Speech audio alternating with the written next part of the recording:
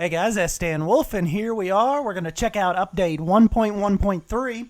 Now, for you guys that haven't heard or may not keep up with the forums, this is the update that just come out today on the 26th.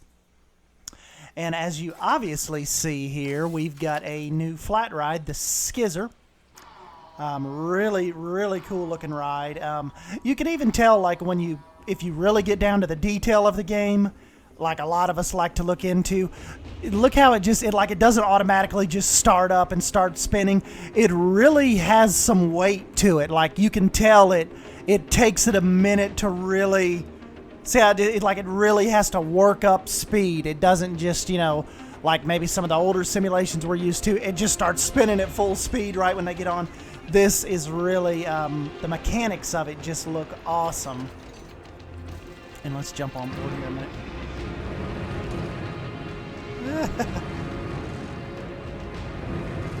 This is pretty cool.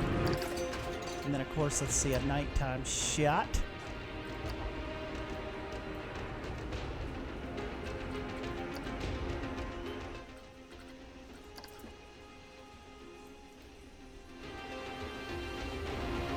Really cool.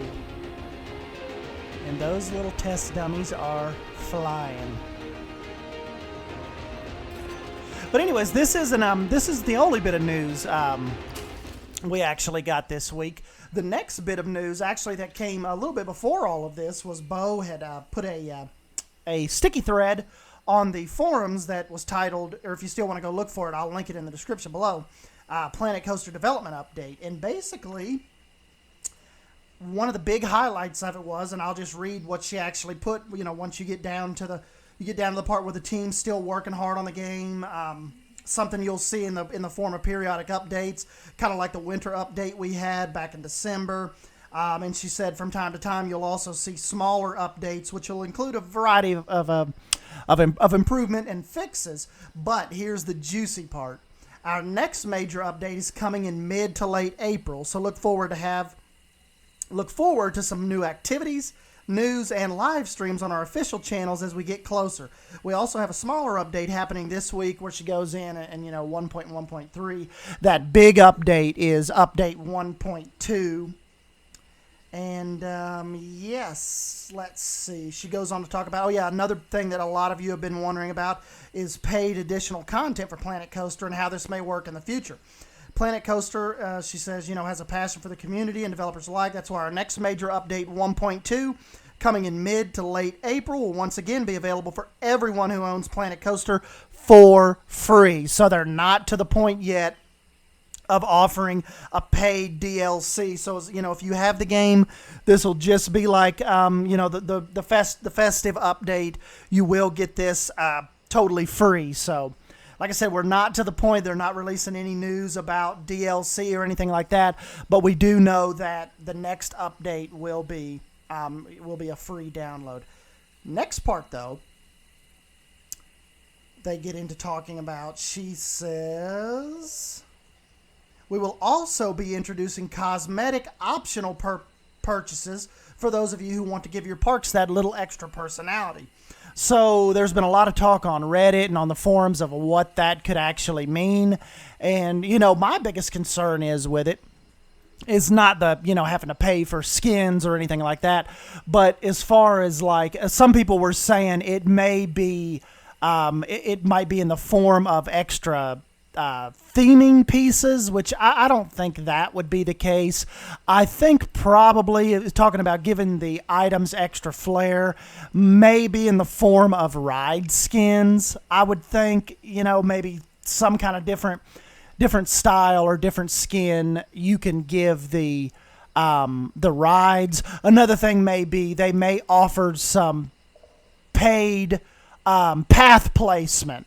So, you might be able to buy different styles of path. And another reason I think that is more probably the route they're going as far as sprucing up your park goes. Obviously, remember when you're building something for the workshop and you get the building built and you place it down. Remember, pretty much everything you place gets sent to the workshop with the exception of the path. So I'm thinking that is one way that you can offer more flair to your park, like she said in the post. But you can also not have to worry about putting stuff on the workshop that other people won't have. Because, see, I think that would be a problem as far as, and I don't even know how they're going to handle it as far as paid DLC goes, even in the future when they start getting into the themes and stuff. I'm guessing it would be kind of like Call of Duty is, like if you ever went in to play zombies and just say, like, two of your friends have a certain zombie pack, but you don't, it won't let them play that because you don't have it. So it only lets you play what everybody has. So I'm wondering if in the future, like when we go to make these buildings and stuff, like say with my Flintstone house here, if I put a certain door on here that was part of a paid DLC and you haven't bought that DLC, but I put this on the workshop, how are you going to get that door? So I'm not sure if it'll transfer over and the door will be blank for you, or you will only get what you have that I've used, or, you know, maybe it will come down to the content creator. Like we may have to put on there, if you do not have the spooky pack, you will not be able to see this full building layout. So must have spooky themed DLC.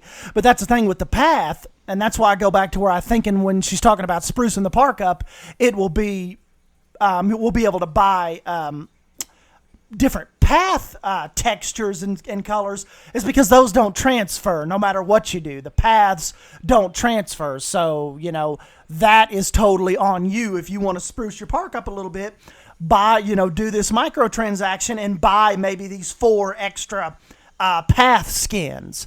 So that makes more sense to me than the microtransactions being more so like other theme pieces. But who knows? It might include a different set of doors or an extra set of windows.